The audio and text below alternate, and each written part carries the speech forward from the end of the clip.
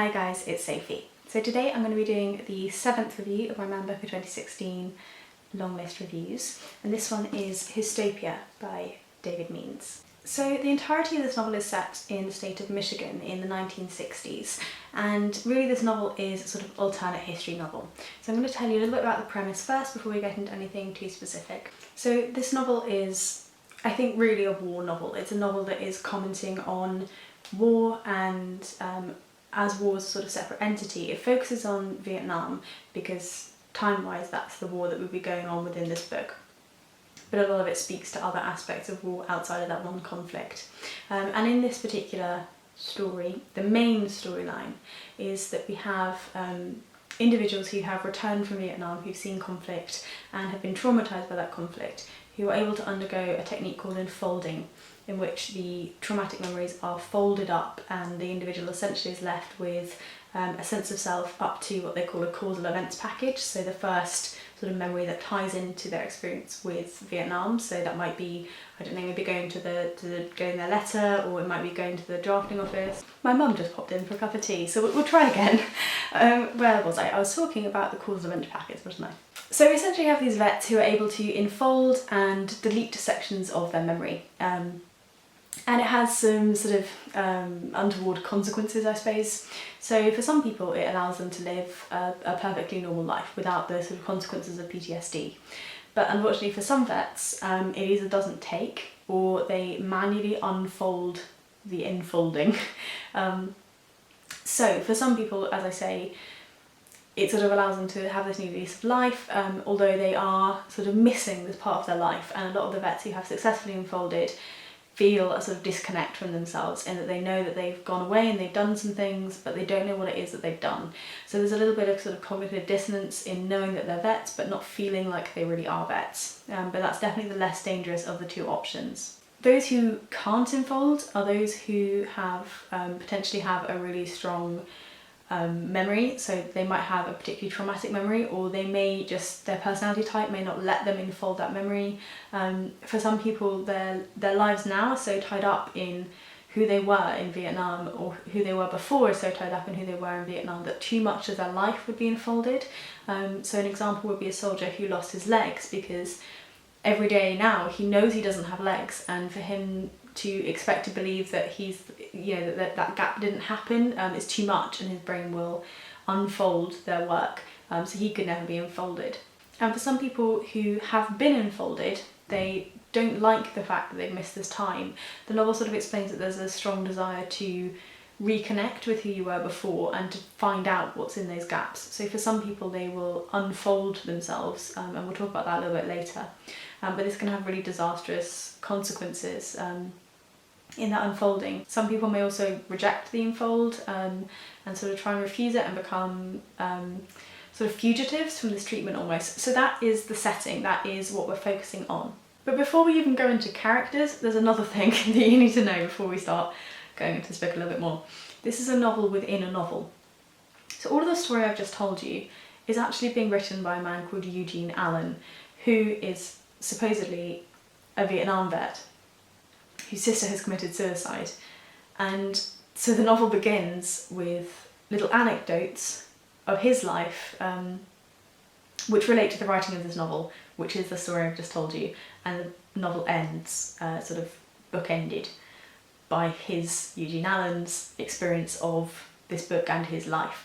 It's fairly confusing. So in this novel within a novel, our main character is a guy called Rake. Rake is a failed enfold, so the government have attempted to enfold him to try and get rid of those memories, and it hasn't stuck for him, and it has some quite disastrous consequences. Rake doesn't seem as though he was the nicest person beforehand, but after this failed enfolding, he's basically become a sort of murderous psychopath who is going around the country just bringing mayhem wherever he goes. There's another character called Meg who is with Rake at the beginning, and her story sort of unfolds as we go along. And on the other side we have another two characters, one's called Singleton and one's called Wendy, and these two individuals work for the government sort of psychops, I suppose, who are going in and enfolding these individuals and managing the people who've been enfolded. So we really do have quite a complex setup. I mean, I've been rambling for a few minutes now and we've only just really got the outline. And I think that's fair. And I also think that this novel, to me, sounded incredibly interesting at the outset. And still, with everything I've said sort of up to this point, I would be dying to read this book. I was really excited for it. A few people know that this was the one I was sort of anticipating, liking the most. But we're going to go into my sort of thoughts now, and unfortunately I was let down. I didn't think that it lived up to my expectations. Okay, so why didn't I like it? I think it's a brilliant idea, and I just don't think it was executed well. One sort of theory I have is that David Means is a short story writer. He's had a number of different collections that were really successful as short stories, and it meant that this novel was really highly anticipated by a lot of people because he'd done so well in the short story format. It was expected that he'd have some success working with longer length pieces as well. I feel as though he's potentially struggled to make that transition, and that a lot of what is in this novel is what he thinks we want from novels rather than what he would put into a novel. It feels very drawn out in parts. The storyline does have a few plot holes in it, that a few of which I think are quite significant, but I'm not going to go into spoilers, so I'm not going to tell you what they are, but it was just a bit disappointing. And I feel as though really the entire thing had so many little alleyways and lines that it went down that weren't necessary to the story.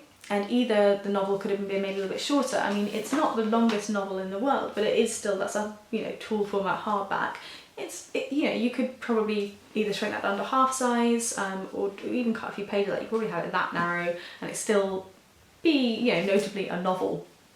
But I feel as though he had some sort of pressures to conform to what he thought the genre of novel was, and ultimately didn't manage to deal with a brilliant idea as well as it could have been dealt with.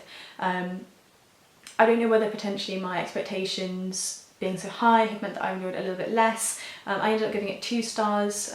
Maybe it would have been 3 if I had been expecting less from it, but I was really excited for this book, and I think you can sell it so well. I think it sounds like such an interesting storyline, for me at least, that I just couldn't wait to pick it up. I think one of the things that frustrated me the most, which I don't think is a spoiler because it's mentioned sort of throughout the entire book, but it did just frustrate me, and it's kind of an example of a thing where I don't think the story quite made sense, where there was an element that was sort of useful to carry things along but didn't necessarily add to that world or gel completely with that world. So for some reason, people who are unfolded know the things that they need to do to unfold themselves, and that to me seems completely and utterly counterproductive. It would seem to me that the world is built up so that people can have a relief from their PTSD symptoms, and really that's the novel's central commentary, is what does war do to people, and sort of whose role is it to have influence on that.